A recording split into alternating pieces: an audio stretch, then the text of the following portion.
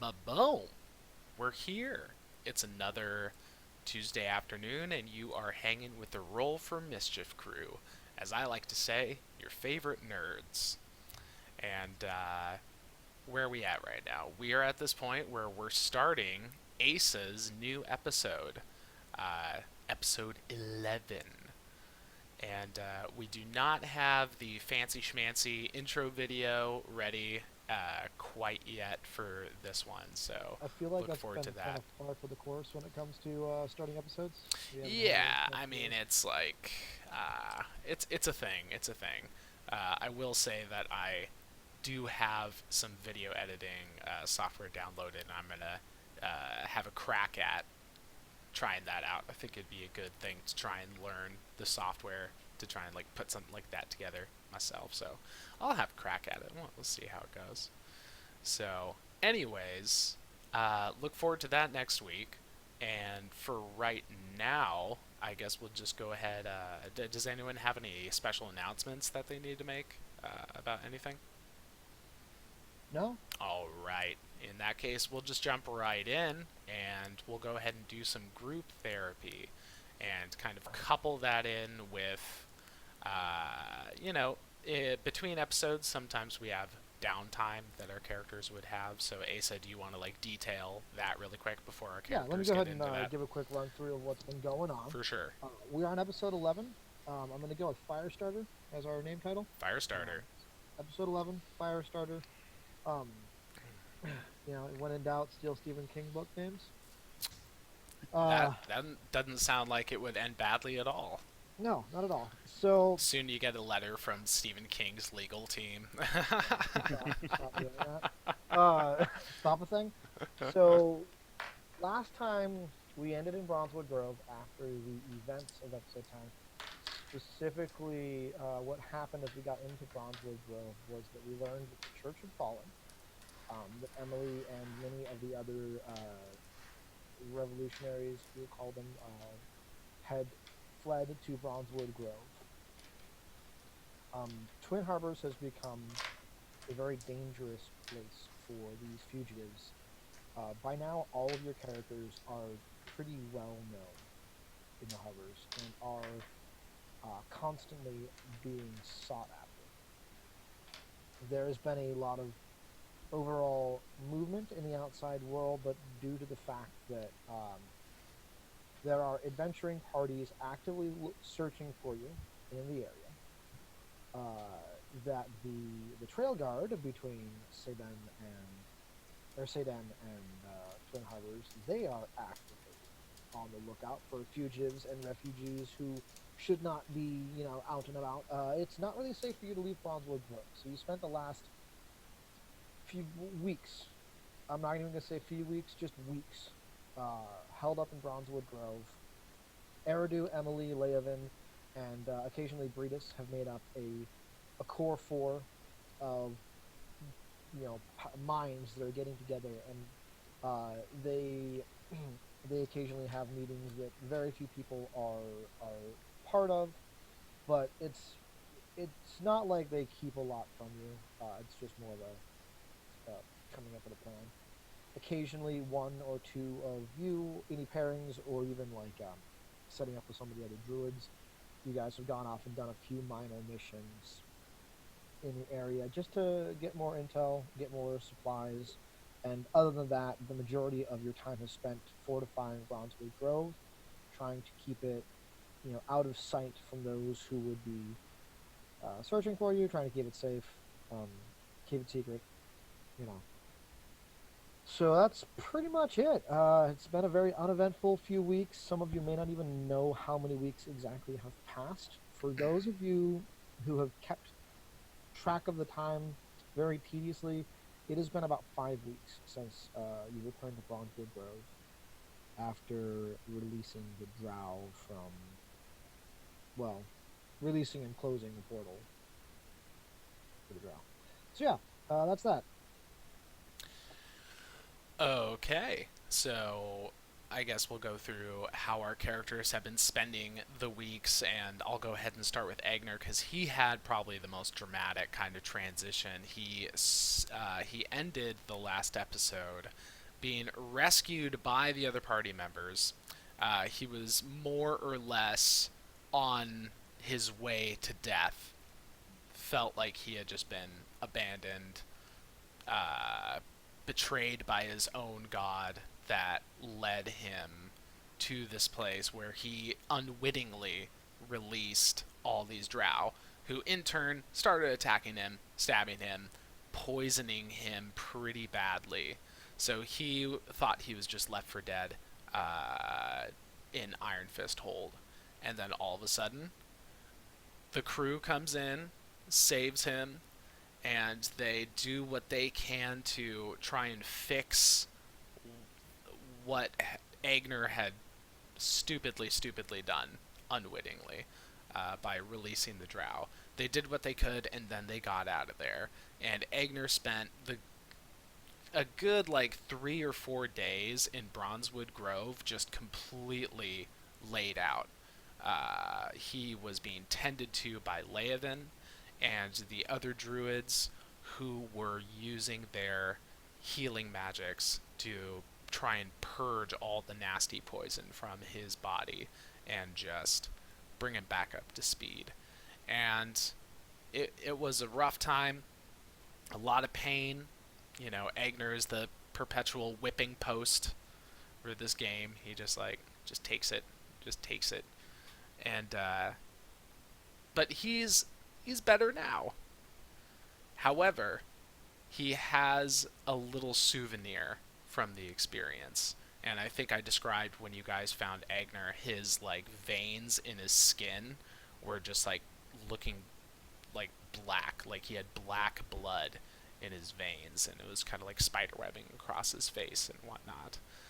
It's gone away from his face, so he doesn't have the gnarly appearance on his face. But if you see like his arms, and if you ever saw him without his armor on, like the spot in his side where he got stabbed, that is still black, and it's got the veins coming out from there that eventually fade away.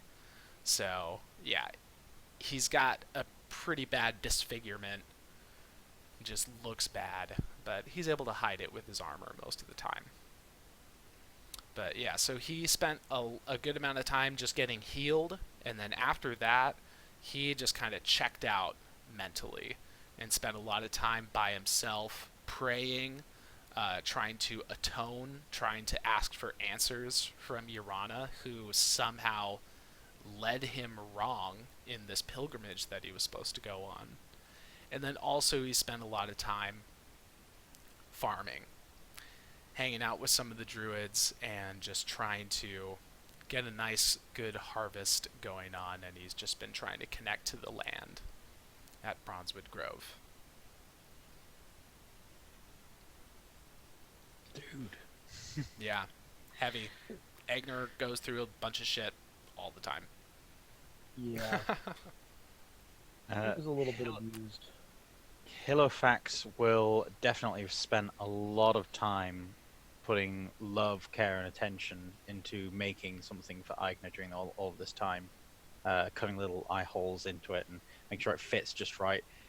Just a paper bag to put over Aigner's head so that we don't need to look at all this nastiness. Just... Well, that's no, sweet. Hilofax will have been using this time as an excuse to go and read and talk to people. He'll be looking to know more about the enemies that they face. This is now more complicated than he ever thought it could be. This is no longer a good versus evil thing. There seems to be nuance and perspective playing on the broader strokes of what's going on. He's had to contend with the morality of whether or not to strike at this guard tower that's spying on them, despite it being the authority of the area. It's it's something that Halifax sort of weighed up for a little bit, and then Thiala really sort of dove into the morality and ethics and whether or not it was a good idea. And so Halifax has been thinking, you know what, let's see what we can learn about everything. So coming back from this whole like drow invasion, he's been looking into learning as much history as he can about the drow and dwarves specifically.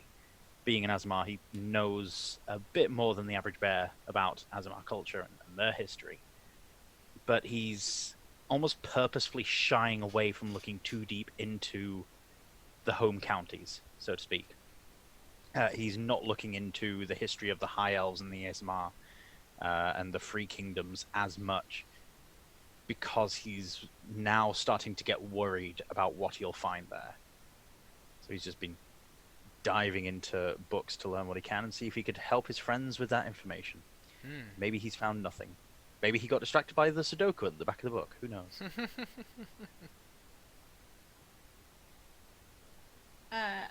Okay. Me, I guess. So Ellie will have probably quite quickly made a little like workshop area for herself. And she has been working on a few things.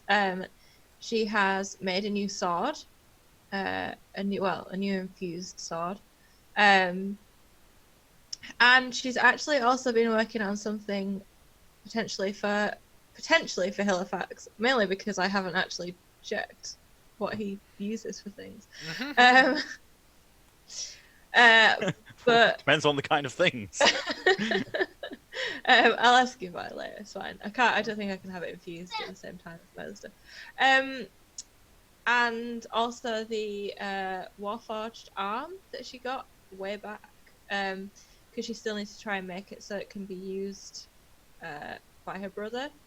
And then when she's not been working on stuff, she has been quietly making sure that Aigner takes care of himself. So she's been like kind of taking trays of food up to his room, but not really like, saying it's her or knocking on the door or anything. She's been like leaving it outside, and then like if it gets left outside again empty, she comes and picks it up and takes it away. And she's kind of been doing that through all the times that he's been like praying and just away from people. And I think towards the start of when she was doing that, which I think would make it kind of obvious that it's her, but she would have left the band that she made for each character, each person, the Thiala band, and she will have made a little, like, one of her little voice recording things that kind of explains. So it's just a recording of her explaining what it is, because she would have left a letter, but he presumably can't read, so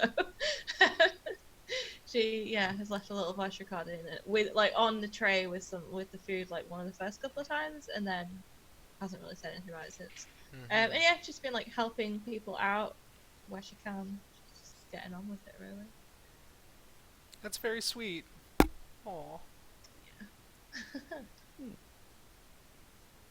That's it, I think. And that's what we got. Alright, so I need to unmute myself. So, we would have done. No, I would have done that way earlier. The intro. Okay, so, I'm gonna stall out and say a bunch of filler words and hoping nobody notices. You guys have been spending your time in Bronzewood Grove, passing it, doing whatever it is that passes the time. It's been fairly uneventful. Eridu has become increasingly distant, and the few times you do see him, he is not looking good. He appears to be suffering from the lack of sleep, and he didn't know any better. You might think he looks a little bit ill. Agner specifically notices something different about his voice. Just that he seems to have to be weakened the way that he speaks. Leovan has been around. I would like Agner to roll me an insight check. Generous on It's all right. It's pretty good. It's a total of 20. that. Okay. Um, since being cured by the druids, Agner is kind of over the last few weeks picked up that Laven has been avoiding it. Hmm. A lot of the druids in the grove seem to give Ellie sideways glances when they see her. And Ellie, I'd like you to roll me an insight check. Yeah, I could try talking a little bit louder. Sorry. Yeah, like everyone's a lot louder than you right now. Well, can you boost me at all? Because I really don't have a way of. You've Well, no, I do. yeah. Lower last time. Mhm. That's probably the issue we're having. Remember when we had issues with Ellie being too quiet, and so we all lowered our own voices? Somehow it's always different. Right. 12. 12? Yeah. Okay. How's this first sound? Oh, that's way too loud. That was Okay. How about now? Still a little too loud. All right. How about now when I'm talking lower? Oh, that's good. Okay. And how about now when I'm talking higher? Too loud. Okay, so this means that I need to modulate my voice. Yeah. All right. I will try not to get too excited. Oh, why do you not go away? We're at All a right. good... So, Ellie, you're too distracted by what you're doing to really notice. However, a few of the druids have come and had conversations with you. The one you've met up with mostly has been Breedis. She's an elven woman who is missing her legs. Was it about the knees? I think so, yeah. And she seems particularly interested in what you're working on with the Warforged arms. It seems that even in her animal forms, she still doesn't have legs, because I have decided that turning into an animal doesn't change physical deformities. And so, yeah, she's just been coming and asking questions, and yeah. Otherwise, who else is around? Emily. Um, Emily is in her normal, just constant stressed, working super hard. She's approached Halifax specifically several times on doing some, both on understanding the information he has and putting that to use, but also a few covert missions where she's asked him to go back into the Twin Harbors to secure as much information as he can, specifically regarding the remaining observation towers. With that being said, the last few nights have gone by a little bit tense. You hear movement in the woods more frequently every night, and there's the constant paranoia that the people are getting closer to your location. The druids have done plenty to put up natural defenses, but they can't do much for the sake of scrying or magical invasion. So, I would like you guys to tell me where you're at this evening and what it is you're doing. It is early evening, just past mealtime, or rather, early late evening. I don't know how to say that. It's like 8 o'clock. Is it 9 in the afternoon? Yeah, it's 9 in the afternoon. Everyone's eating. Everyone's kind of looking to get to relaxing and then bedding down for the night. Okay. In that case, I think Halifax will have like drawn up some plan that he's super excited about that takes into account information that he and Emily have been passing back and forth, and going to see Emily excitedly, like rushing through the campsite, brandishing whatever piece of paper or slate that he's written it up on. But just to clarify, there are other scrying towers in Twin Harbor. That is what you were talking about in the last session, right, Kyle? Like the things that. Well, okay. Yes. To clarify, given the information you've learned, Yeah. there are other scrying towers. They're not. Yeah, when I set it up, it was like Emily said, like, this is the one. But, it only stands to reason that if you knock down that one, maybe Yes. two took its place. They're not these massive endeavors. This is one or two wizards who have aptitude with divination, who are making use of their abilities. But it's not to the effect that the original tower had, and to the way that Emily had described it. It seems more as though you're finding the remnants of what was left behind, and those who are doing their best to pick up the pieces. Okay. And from the information you've gathered, they're not solely focused on searching for you. They're used to do all sorts of distance-based espionage. In that case, I will be rushing towards Emily's tent or wherever she happens to be, with a plan that I've written up that, depending on what the game master thinks would be most appropriate, with either a plan to go and approach others that may also be spied on to add them to our ranks or collaborate with them in some way, or to go and take down the tower itself and then approach these people, or some other plan to do with these towers, because Theala died in one of these towers. These towers are a bit nasty, and yeah, he could do with disrupting the status quo to give them some breathing room as well. I think part of Halifax's motivations for this is that he doesn't have a clear direction to go to help people, so this is something he knows he can do to produce some good. Okay. So I'm gonna take both these routes and say that Halifax is coming up with an idea to do one or the other. He has found, so the pockets of resistance have mostly been obliterated after the fall of the Church of Anesti. Even though Revolutionary Square seemed like it really drove the people towards changing their minds. After the Church of Anesti was assaulted and the secret underground base stormed, the few people who remained, who actually survived and weren't detained, that left with Emily, who came to Bronzewood Grove, there's only a small number of them left.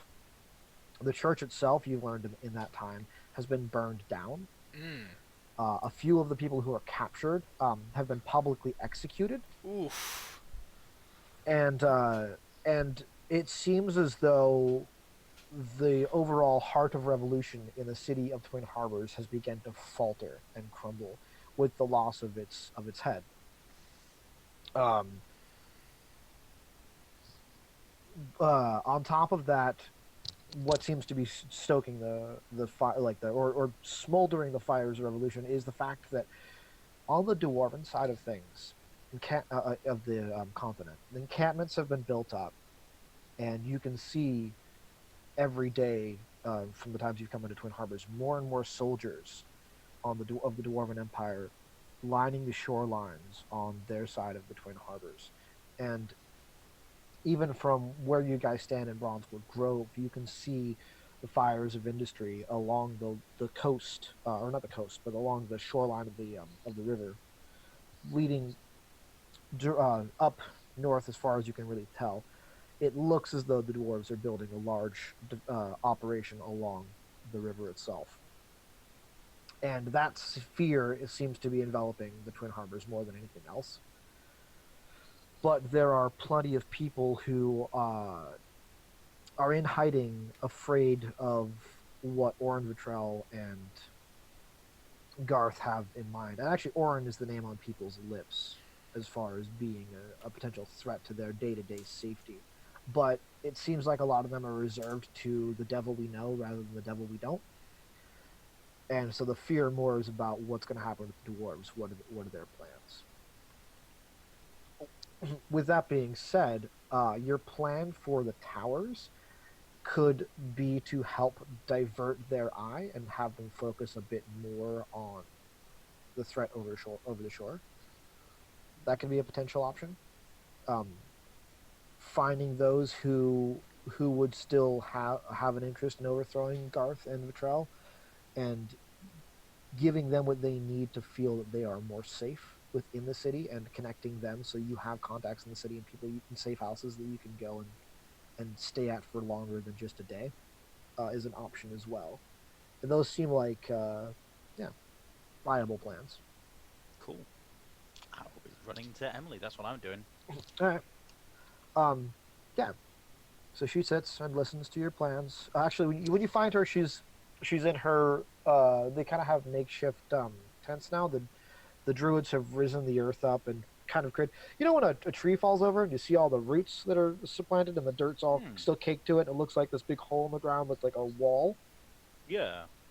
The druids have kind of done that in places, and then made pretty much little hollows for people to live in. They've secured and packed the earth hard enough that it's not going to collapse in on itself, but it creates a little one-man like dirt igloo that most of the people who aren't a digloo. A digloo that most of the non-druids have been sleeping in. The druids themselves have either been turning into animals and kind of like perching wherever they can for that. But they even seem to be dispersing further out. It seems that a major concern is having too many people consolidated in one area means that it's easier to find one group of people and deal with all of you. All the red shirt druids have sort of made their way outside of the central area to create sort of more of a barrier where they can raise alarms and let people know in the central Bronzewood Grove where the threat is coming from. So he finds Emily. Emily is sitting in her little igloo. Digloo. Her digloo. Digloo. Her fire is mostly smoldered out. She has a big book in front of her that you were able to bring to her a few days ago, and she looks to be about a third of the way through it, but she's laying there with the book open in her lap and her head on her chin on her chest as though she's just dozed off.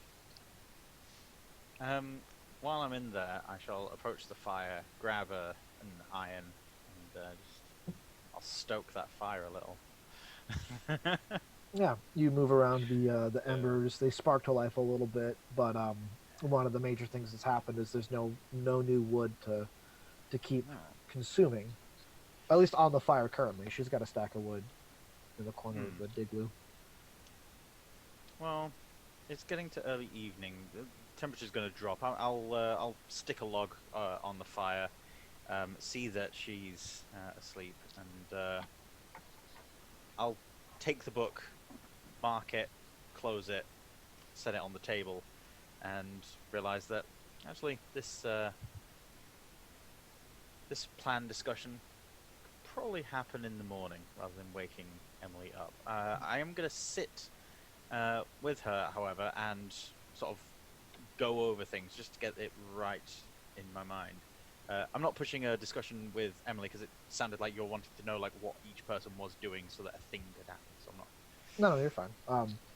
Yeah. So when you open the book, she kind of stirs and mutters a little bit, and then as you're sitting there, you're getting the fire to get a little bit burn a little hotter to keep her from getting too cold in the middle of the night. And you're going through these plans in your mind. You look over and notice that her eyes are open and she's looking at you. But you can kind of still see that sense of grogginess in her face. She hasn't quite come to enough to like say anything, but she is awake and aware that you are there. Okay.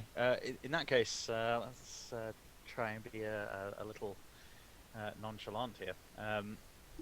I will not look up from the bit of book that I'm looking at. I see you have roused from your slumbers. Yes. I don't know what came over me. It's been exhausting. And these books, well, they're interesting. Let's just say that. Personally, I find a lot of them drier than the woods on the fire. I shall close it and set it aside. She chuckles a little bit. Yeah, yeah. I was trying to be diplomatic. They're very boring, but I guess this is information that we might need to move forward, to take action.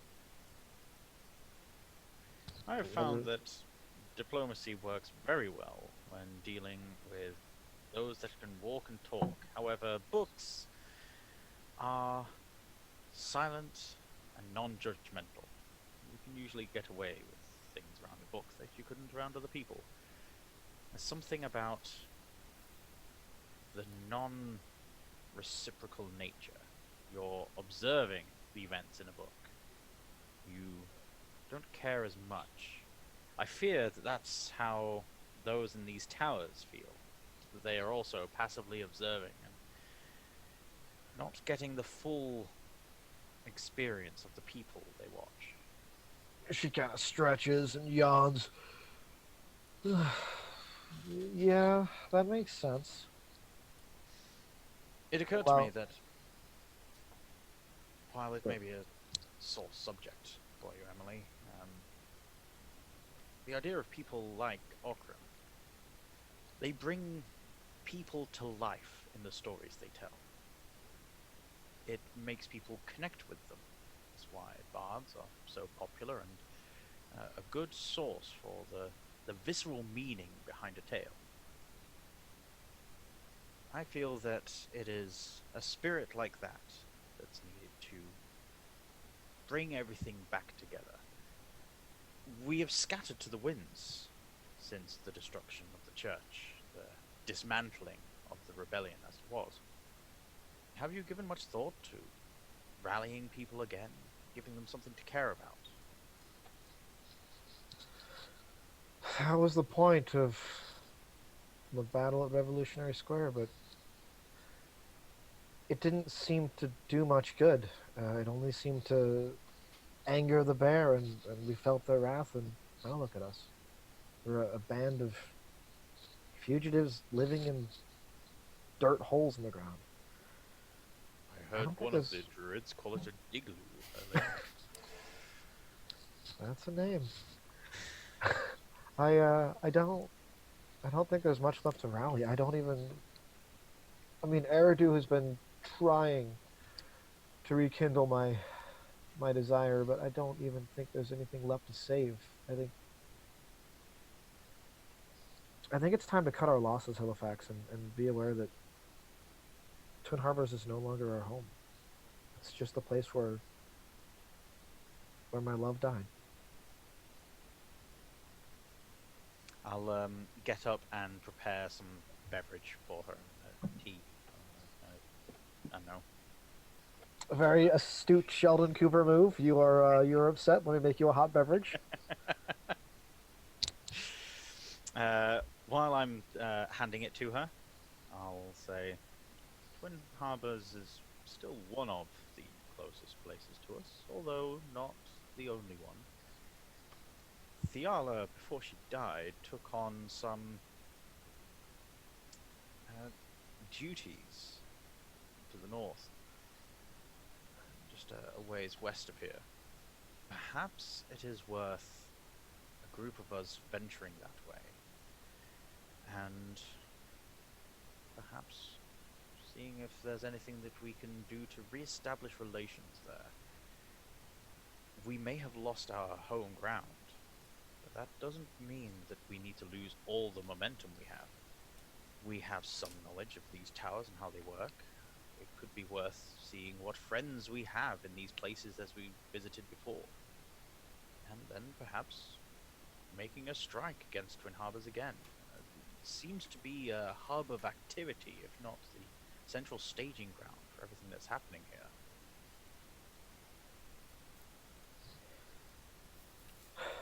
Yeah.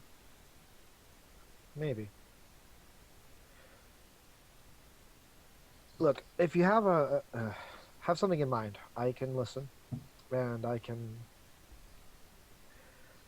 bring it to Eridu, bring it to Leovan, and just see what they think. They seem to have more of a fight than I have in me. Um, but yeah, if I that's something we can do. I think that if the fight in you is lost, then it is more than reasonable for you to take a long earned rest. Night is always darkest before the dawn. I think that it is worth you slumbering during that night before the light emerges yet again.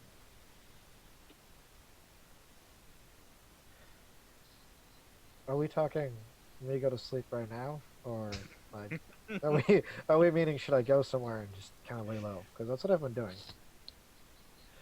I'm saying that it is always darkest before dawn, so if you're going to steal your neighbor's milk, that's the time to do it.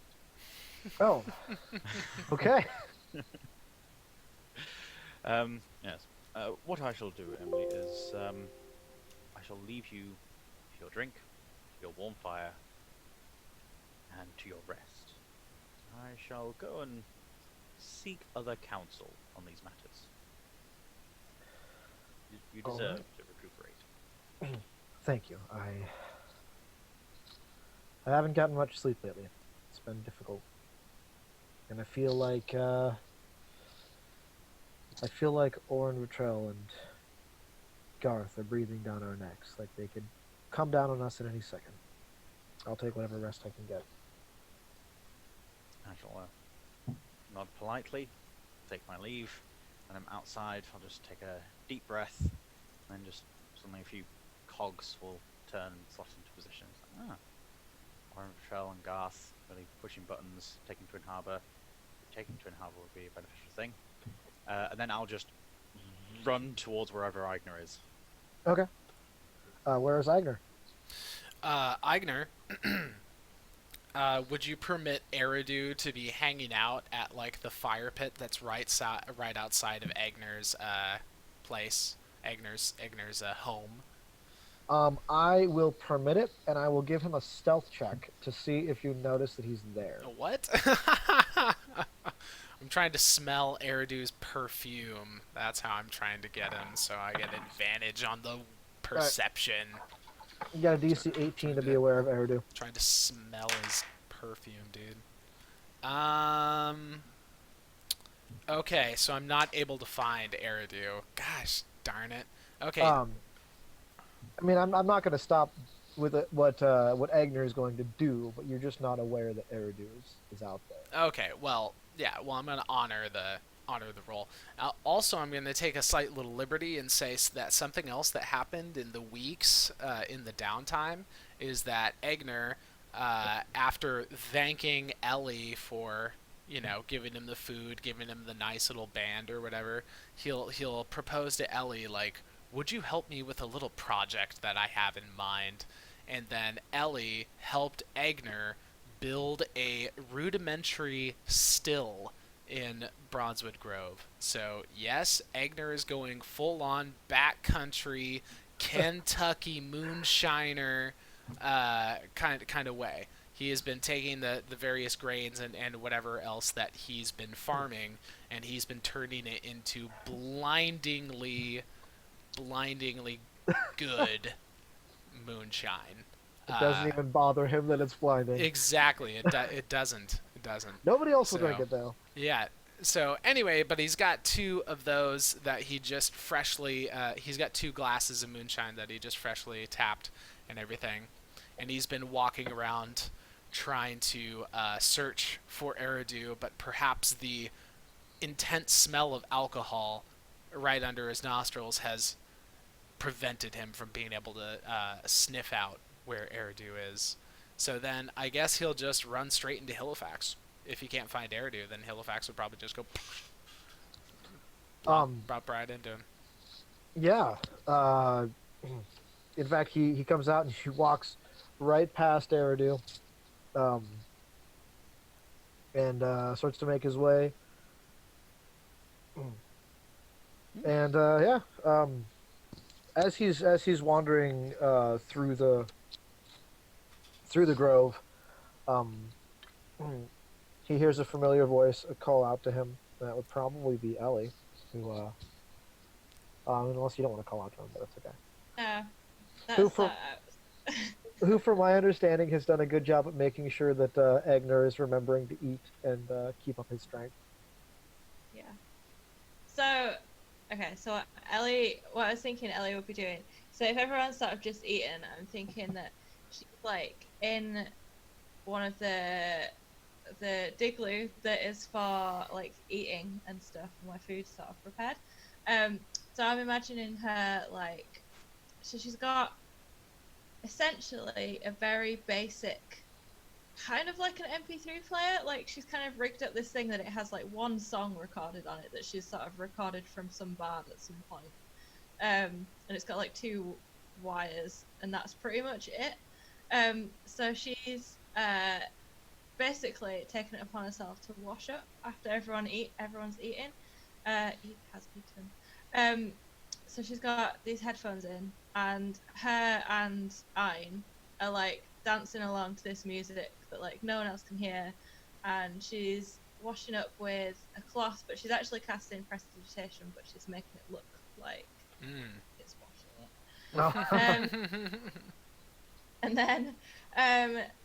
And then she decides to take some dessert up to Agner.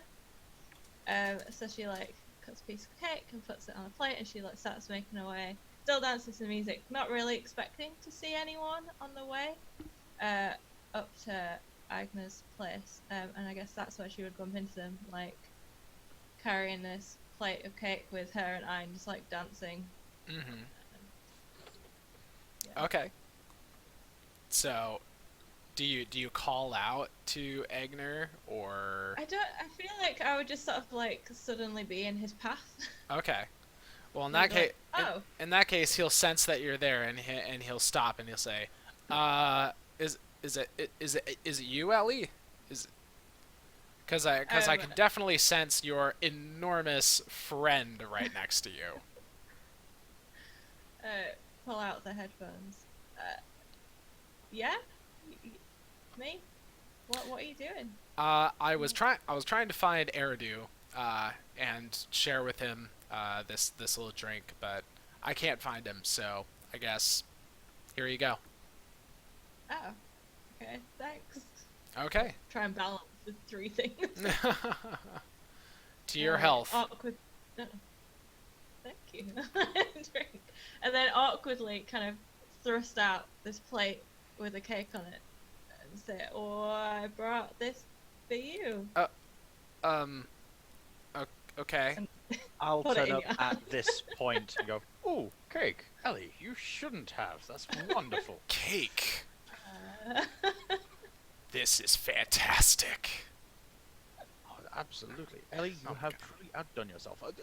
Bring it to the food digloo. I need to speak to you, all of you. Just come with me. We have Okay. things to do. Okay, fine. I mean, I was trying to find Eridu, but I suppose I could find him after this. Let speak to me. Forget him. That elf gets into all sorts of bother. I'm gonna have some more cake first. I think Halifax will also just take a bit of cake, assuming that it's for everyone. Oh yeah. So yeah, I'll lead everyone to the food digloo, as it is now. And yeah, once we grab a table, I'll look around. I have it. I have what we need to do.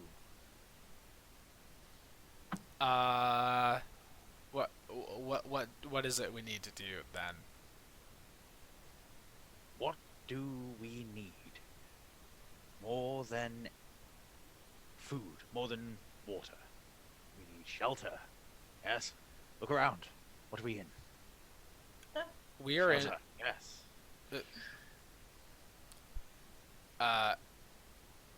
Okay, yeah, I mean, we have shelter. The Druids have been very ingenious in what they've been able to do here, and you know, I've got my home. We've got shelter here. We're safe. Yes. The druids, very, very good. But, yes, see, shelter is only as good as the foundations it's built upon. Now, the druids, very, very good, very good, very good physical, literal shelter. What we need is a home for hope. And that home was the Church of Inesti in Twin Harbors. That was where hope lay. Now, I propose that we somehow get back that structure as a symbol, a gesture, to rally those that don't necessarily side with any particular force in the conflict, but simply those who wish to serve the greater good. Okay. Okay, so Halifax, you're talking about literally retaking the church. That would require military forces in excess of it, much in excess of what we have access to. I mean, look at us. We're a ragtag band out here in the woods. Are we really going to storm into the city and take something by force? I thought that too, but follow my reasoning here.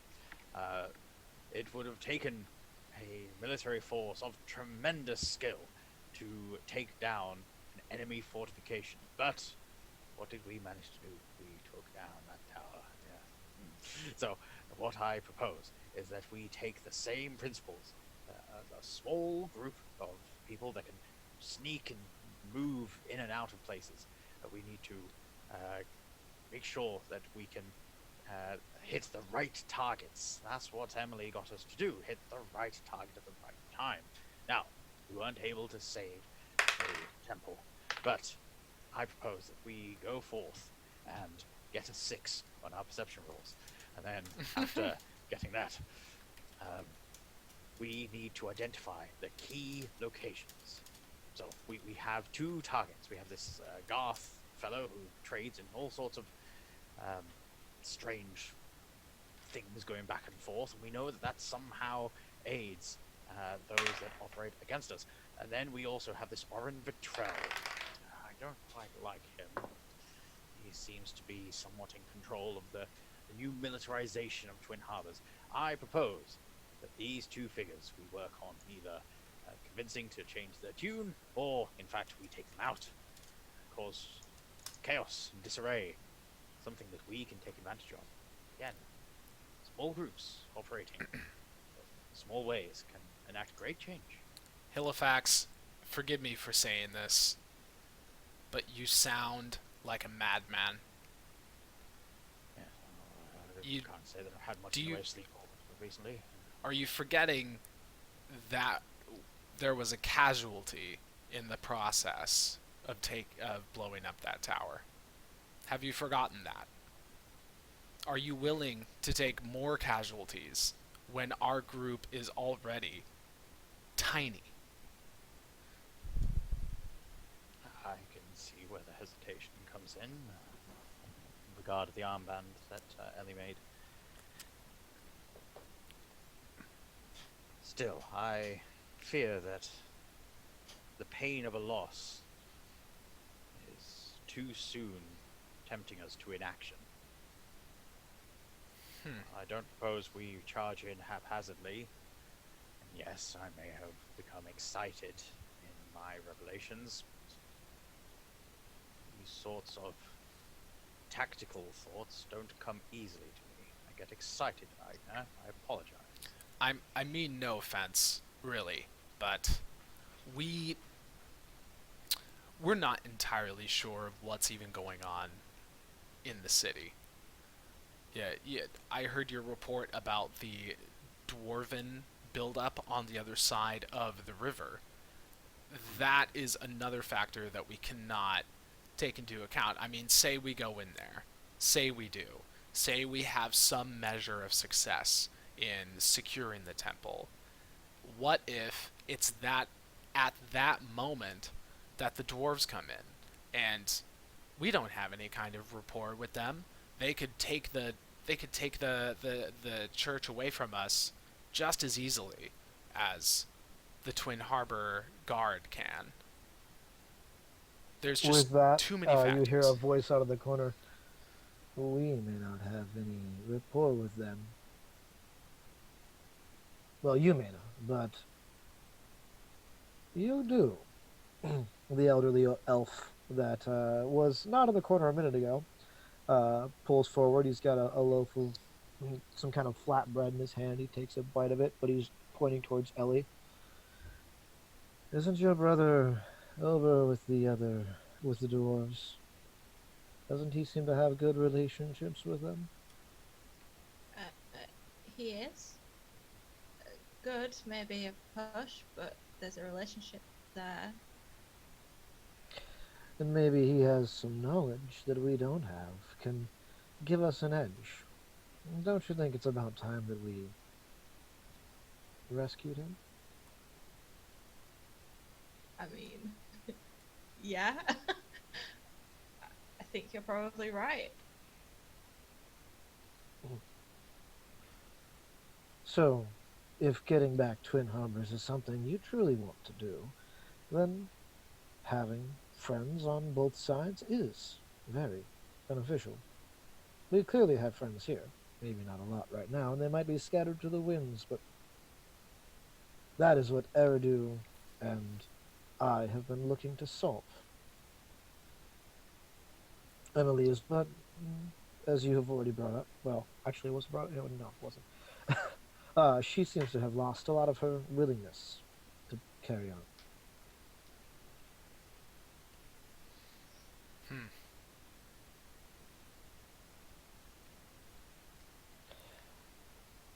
We've had several missions outside of the the Grove in the last few weeks. Many of them have not gone well. And we have dispatched of the traitorous druids who follow the ways of Tix. Um, I don't think we have a threat there.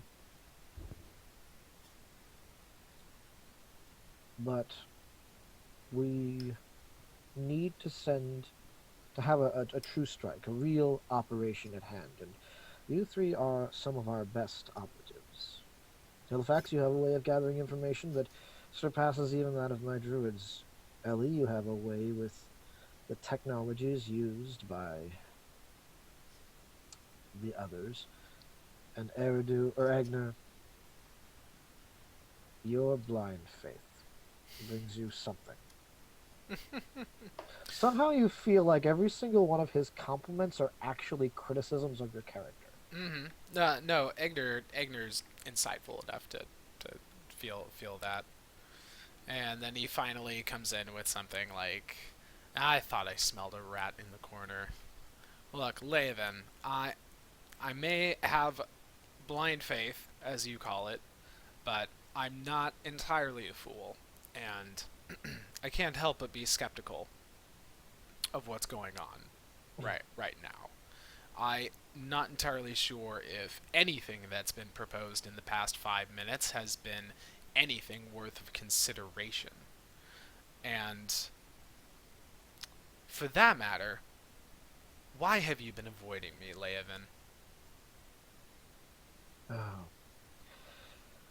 I'm afraid that question is best left to Eridu. I haven't been able to find him. Surprised. Well, so hold on. What is it you're proposing? Rescuing Ellie's brother? Yes, simple as that. Get to the dwarven side, find out where he is, rescue him. And this will help us garner relations with the dwarves. It might. Correct me if I'm wrong, Ellie, but you were once friends with a dwarf who seemed to have quite a great amount of contacts from many different areas. Yep. Zello. Yeah. And after his untimely demise, did he leave you with anything? Anything that might help you connect with those people anymore? The hat? Maybe. Did you leave anything else? No. The hat's the only thing you got from Zoar. Okay. I mean, yeah, the hat could help. I mean, I could look like him. I don't know how happy that would make me, but um, and I mean, to be honest, I kind of agree with Levin. Like, getting Ren back might not be a bad idea. He's been in there for a long time now. Contact with him has slowed somewhat, but I know that he has been making some connections in there. He has friends. He's not kept prisoner. But And so why? But why? But he's in captivity. How did he manage to find himself in this situation? well, I on a job went with what was his name? What was the Archimedes, or wait, or is that who it is? Or the guy who got assassinated? oh, Oh, Taladris yeah. got Thank you. assassinated. I and Zella and myself escorted Taladris into a dwarven town, where we came across a young boy who was struggling with wild magic and controlling it, and I tried to get in there and help him and get him out. But me and Zella went down, and Ren was in the way and got hit by something and lost his arm. And they kept him there, saying that he couldn't be moved. And they've never really let him go since. I mean, as far as I'm aware, the small boy was taken care of, in quote marks. Yeah. Certainly sounds like a prisoner situation to me. And as much as I feel for you, Ellie, I really do. My heart goes out to you. But I'd fail to see the logic in how forcibly rescuing a prisoner from the dwarves will somehow garner relations between us and the dwarves. We could not do it forcibly. We could try and talk to them. They know me. They know Zella. They know my brother. And there's also the other thing of the dwarves work on a lot of things. There's a high chance they'll have some technological advancements that we don't see outside of dwarven towns that we could get a hold of or know what they're planning on or see what they're working with. It could also be like an information gathering mission. That's true too. I have an additional concern. The last contact that these dwarves had with you was in relation to Ambassador Taladris, who was assassinated by dwarves. I'm not entirely sure if there is some antipathy there, some anger, some resentment, that if that association that you've built may work against us if we go into dwarven territory. Perhaps. Look, I'm just trying to cover everything we have here. We're in a delicate position right now. We're in a very vulnerable spot, and if we make the wrong move, we could leave a flank exposed, and then we'd be gone.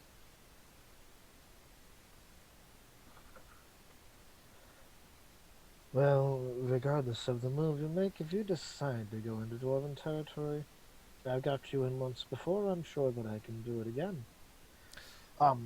With that, before anybody can respond, there's a large caw, or not caw, but a hoot noise, and then an owl swoops in and lands on the table, and then transforms into a halfling, and he's sitting with his legs crossed on the table. He grabs a piece of meat, takes a bite, sets it on the ground, and goes, "It's better when it's raw." So, I've come from the outlining areas, and I've come to let you all know there are people traveling this way towards the center of the grove. They seem to not care much for the nature itself, and they're just trouncing through everything. Is this one of the druids of the Ender Circle? He's like part of our Yeah, crew essentially. he's one of the druid. Okay. Yeah. I'm going to need a more detailed report than that. Can you tell me what they look like, numbers, general level of armament? How dangerous are these people? Oh yeah, there's about five of them. Two are wearing pretty metal, well maintained armor. Seem to be some kind of fighters. The other three look like those who would use magics. You know, the Hmm. crazy staffs and the cloaks. Oh yeah, and they've got like two weird dog things with them. Absolute abominations. The amalgamy of multiple different animal species. It is just terrifying to see. Yeah. Oh. One of them. I believe it's a woman. Um, she's bald and her skin is very, very disturbing, as though she's been set on fire. But anyway, they're trouncing through the woods, heading this way right now. I'm pretty sure they know who you are and where you are. Oh my. Thought you might want to know. Are they human? Yeah, it looks like it, mostly. Maybe I couldn't tell the ones in the armor. I'm going to do a quick little like religion check when he's talking about the dogs specifically. Yeah. Oh gosh. That's not very good. That's only a 9. Yeah, no, nothing comes to mind specifically. Um, what were you kind of meaning with a religion check? Just trying to like get the sense of like if these abominations are like perhaps demons or something, or like They could be. they They're could be. the amalgamation of multiple animals, and Yeah. you do know that mages and you've experienced mages creating demons in the past. Mm-hmm. Um, it will be stated that you've experienced mages transforming people into uh, bodies the demons could possess. Mm. These are animals. Mm-hmm. All right. This is a serious situation. What direction did you say they're coming from? They are coming from the southeast. Southeast. Okay. So there should be a point, and then at this point, Egner will like kind of generally describe the terrain that's coming from that direction to the center of the grove, and he'll start to outline this plan to to get to this like certain like natural choke point that's Okay. within the trail, and he'll order everyone to go to that choke point and try and get there first and meet them there, so then if there is a fight, we'll have a tactical advantage at the choke point. Okay.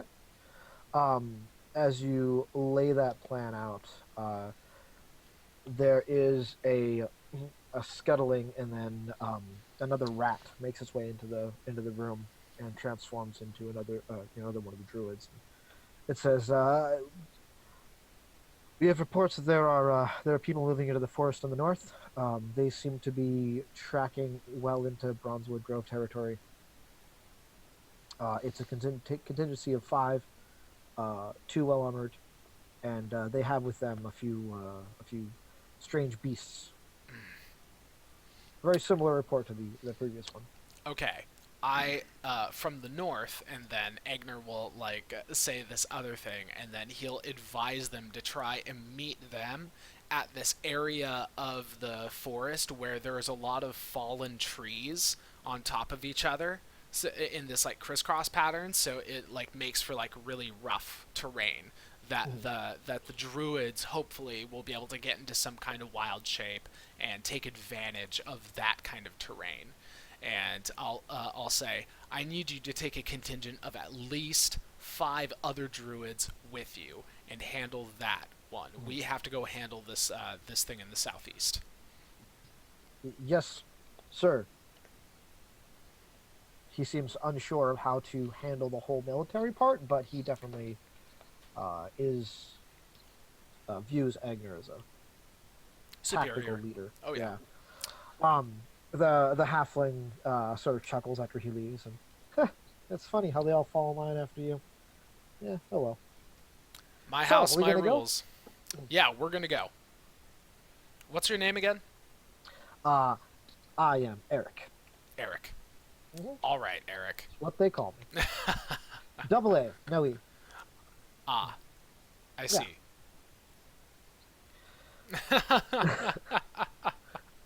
So Eric turns back into an owl and hovers above you as the three of you prepare to go. Mm-hmm. All right. Um, Yeah. if anyone is paying attention, if you look back to where Leovan was, he is no longer there, and you don't see a rat scurrying away at all. It appears as though he left sometime sooner or earlier. Figures. Yep. When stuff's to be done, Leovan's a rat. Exactly. All right. Okay. Are you guys taking anyone else with you?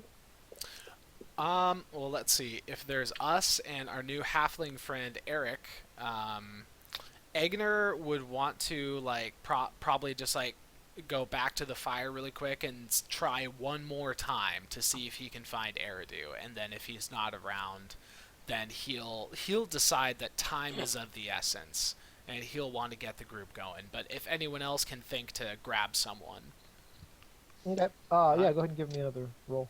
okay. I was going to suggest actually to Agnes that perhaps leaving everyone to go and deal with the problem at the north while we deal with the southeast. Mostly because we know that we're experienced with handling these sorts of things, but the druids maybe use all the backup they can get in one place. That's a good point. All right. In that case, if Halifax brings that up, he'll stop in his tracks and he'll say, "You're absolutely right, Halifax, and time is of the essence. We need to get to that choke point before they do." And he'll just bark some orders over in the general direction of his home and the fire and where they are, and he'll say, "Everyone to the north, blah blah blah, to the thicket. Find the place with the fallen trees. Stop them there." All right. Sweet. I'm going to summon Tobias from whatever pocket dimension he happened to be in and send him soaring up above with us. So I've got like a bird's eye view, and I'm going to ask Ellie first if I might hop a ride on the back of Ein for this. Okay. Oh. I'm gonna go use the restroom really fast, so you guys can do some role play in transit. Ooh. So yeah, I'm gonna climb on top of Ein and then warg into Tobias. So I don't need to do any walking. I'll just be like riding along on the back of this automaton while flies. Okay. So is that like you're like Halifax's corporeal body or whatever? Is that completely checked out? Like you wouldn't be able to hear or talk or like or My whatever? understanding is that's the case. Mm-hmm. Ooh, Interesting. excuse my bottom. That's all good. I had a good joke the other day actually, which was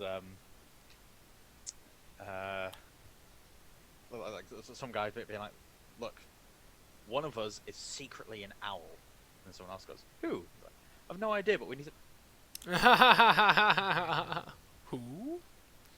So, all right. So in that case, with Halifax kind of checked out, Egner will look up at the curious scene of Halifax on top of Ein's mechanical body, just totally zoned out, and he'll look over at Ellie and just say, "That's very creepy."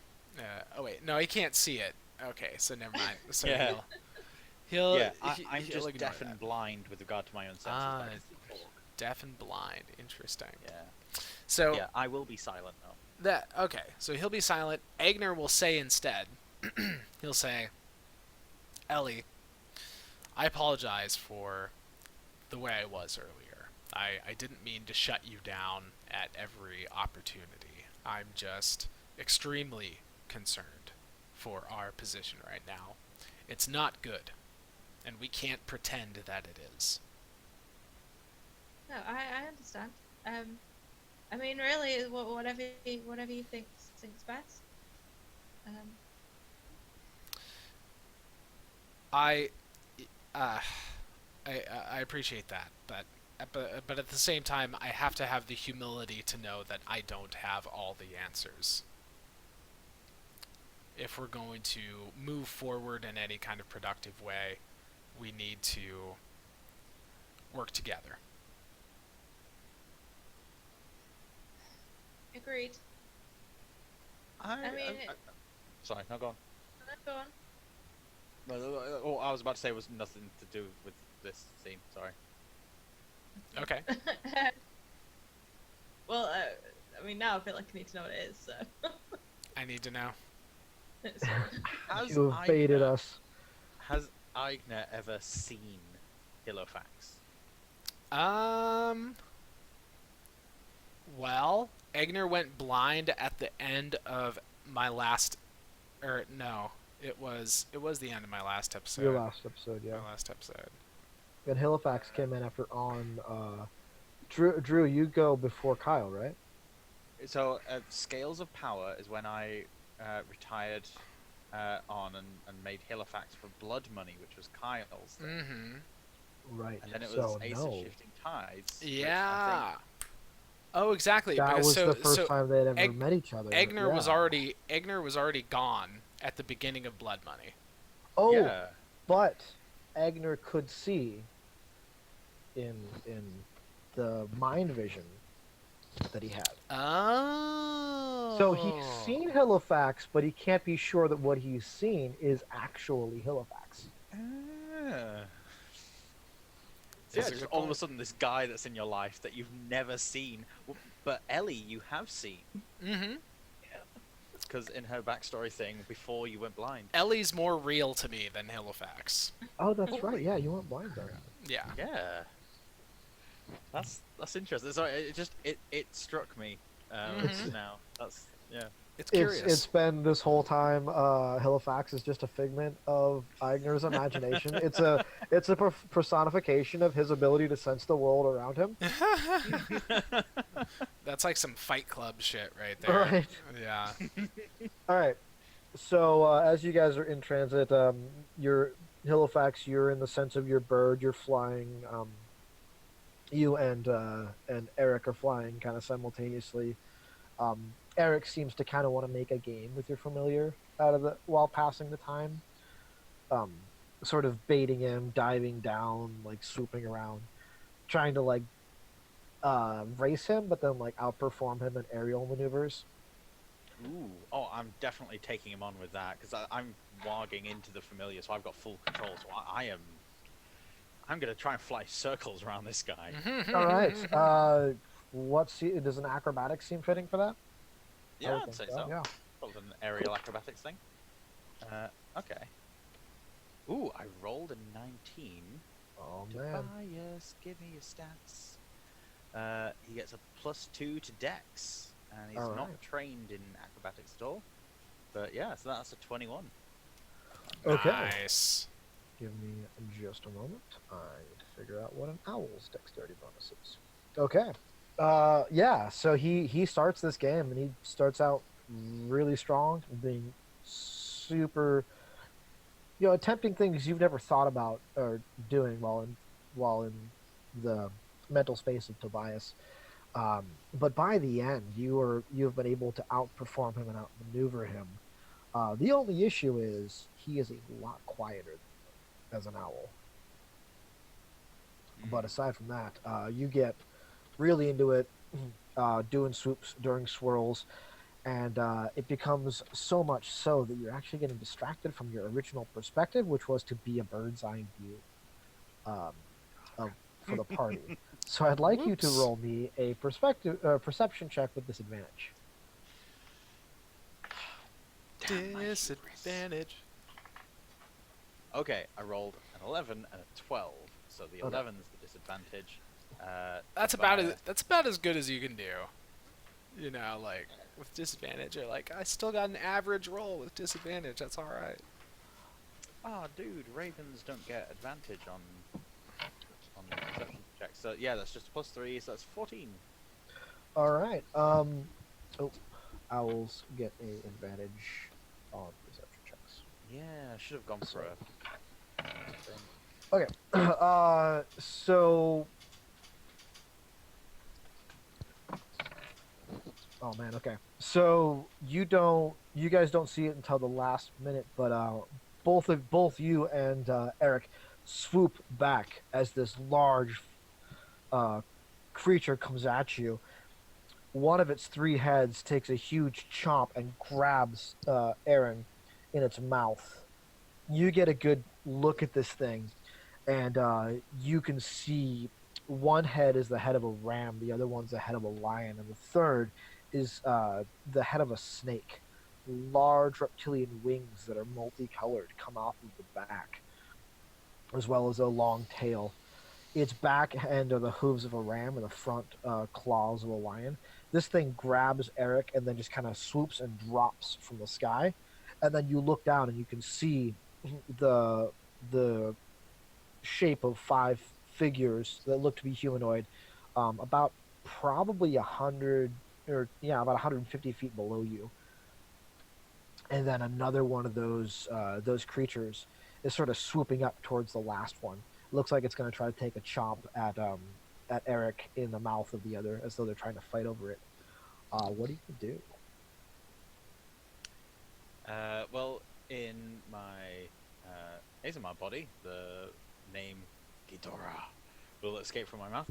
But apart from that, I will let's swoop down and save Eric. I'm gonna dive bomb and see if I can get Eric out of their mouth. All right. Go ahead and make me a. We're just gonna call it an attack roll. Just give me a magical attack Okay. roll. Dirty 20. Okay. Roll a 16 to get +4 to hit. Yeah, you're diving down and you watch as the other one like just swoops over its lion mouth, about to close in on Eric's exposed back lower half, and you're able to just angle right and pierce that thing right in the eye with your beak.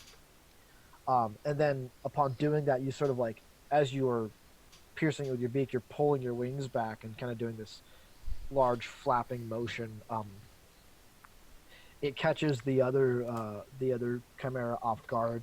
It lets go of Eric, but then takes a quick snap at you. Does a 19 hit your AC?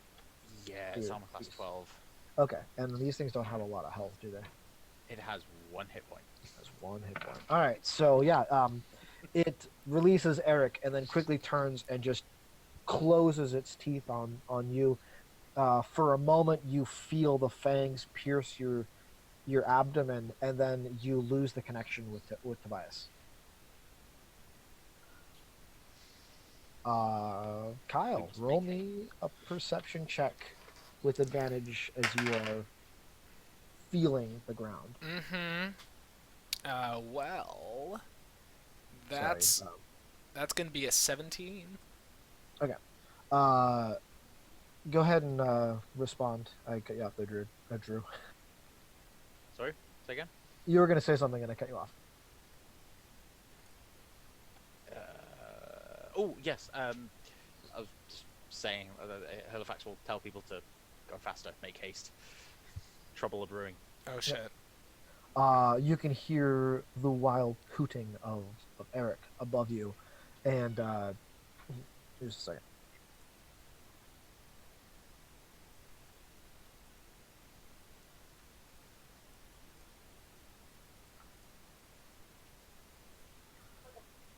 All right. You can feel the movement of just walking along the ground. You can feel the movement of a group of people walking, Mm-hmm.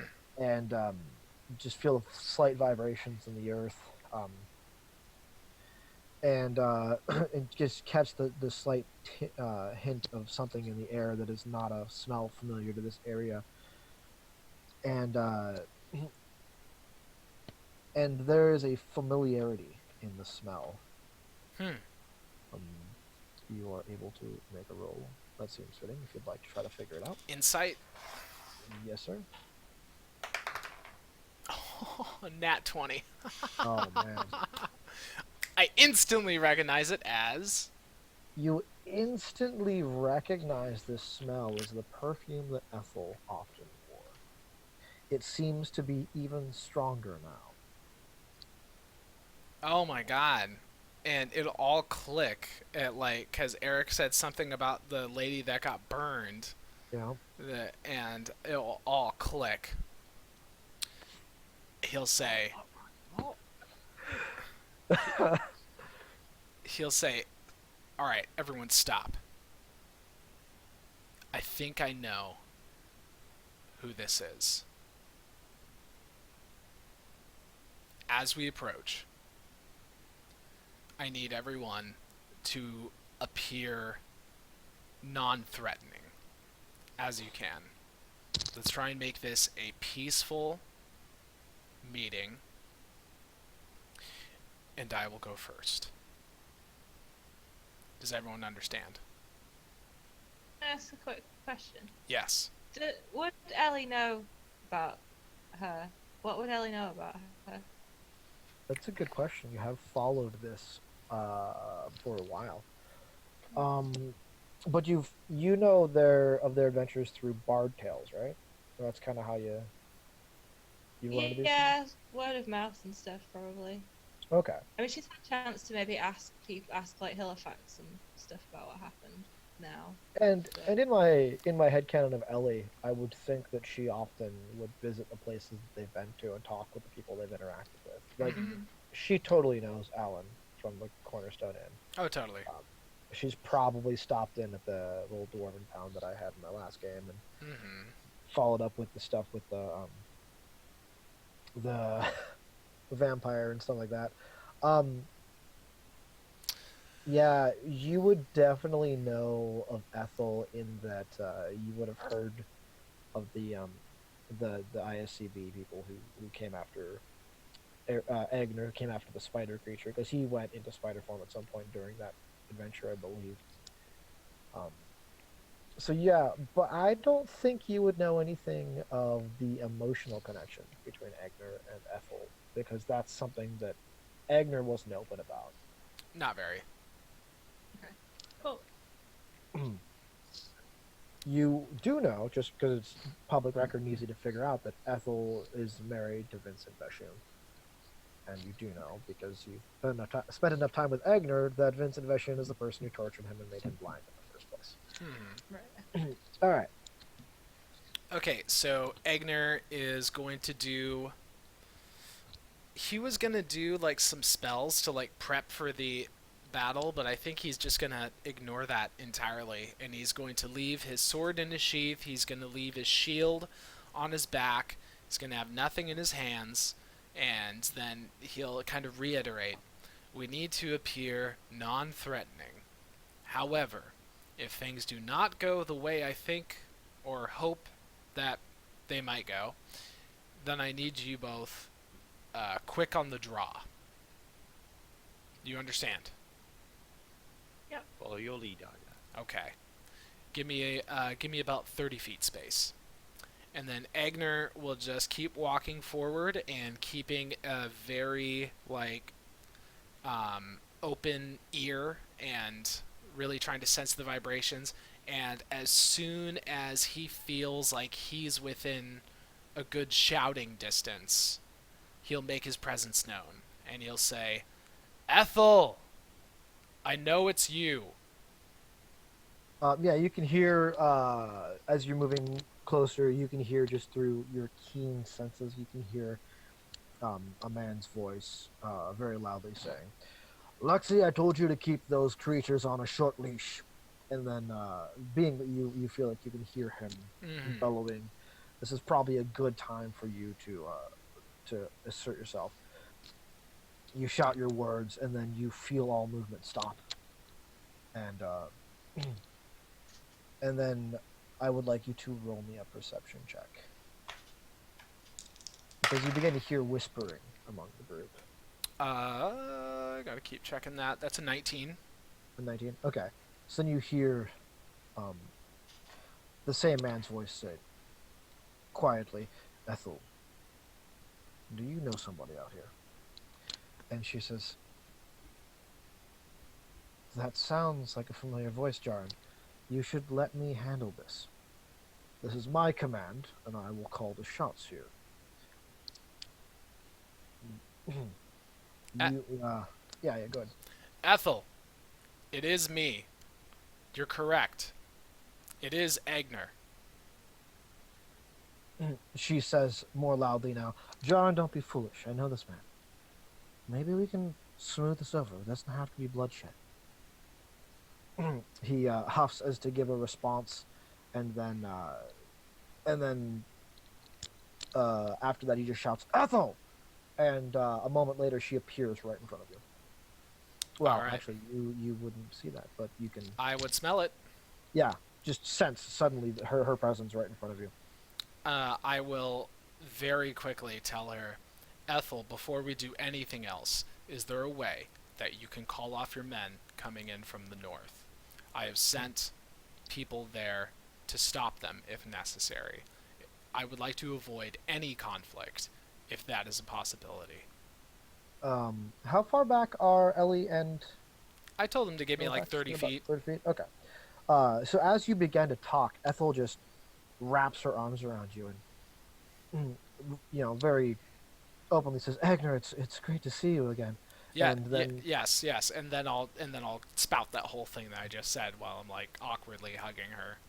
as she hugs you, Ellie and Halifax, you watch as she makes a quick hand gesture behind his back, and then Agner, you hear her whisper something that you can't quite tell.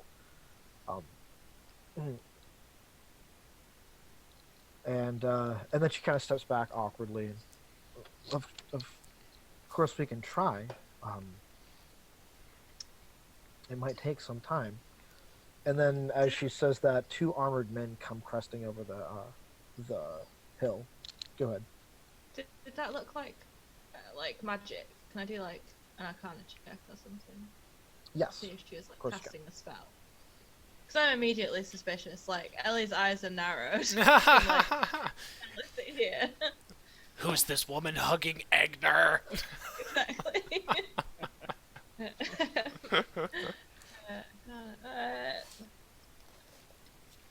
26. Okay. It is very much magic. Actually, you are able to even recognize the hand gestures as coming from a school of abjuration. And it looks like she was attempting to kind of keep the motion hidden, but not from you. Okay. So, Um, what kind of magic? What kind of spells are abjuration? They're mostly like protective spells, and they're also spells that can banish things. You know, it's like kind of a dual purpose. Like, like I've got Shield of Faith, which is an AC boosting spell, which is abjuration. Can I lean across to Halifax and sort of whisper that she's cast a spell? Of course. She cast an abjuration spell. Who is this woman? This truly is who it appears to be. It's not someone who I've met in reality, although I've met a form of her. It's someone from Agner's past, someone who has a great amount of power that she wields, both literally in form of magic, but also in influence. She may be friend, she may be foe. It's not clear. What sort of magic did she cast? Abjuration. Perhaps she's merely taking precautions. Still, keep a sharp eye on her, Ellie. Something doesn't feel quite right. Can I cast detect magic? Yes, you may. That's a very handy thing to have right now.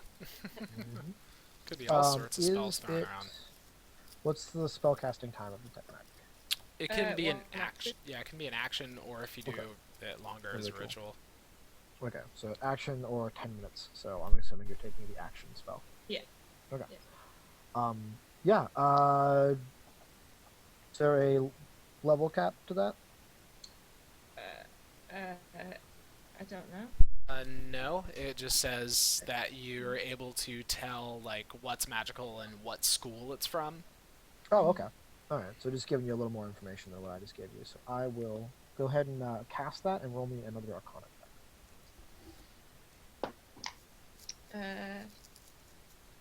Uh, 21. check. Okay.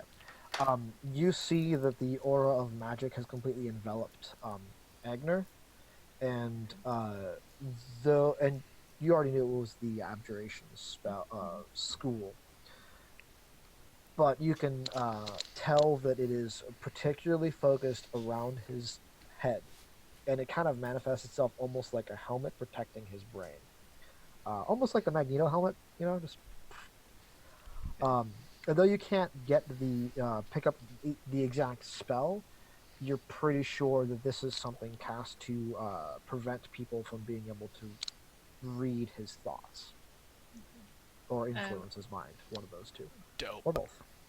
Okay, I'll whisper that across to Halifax Right. as well. And Just protect his mind, I think.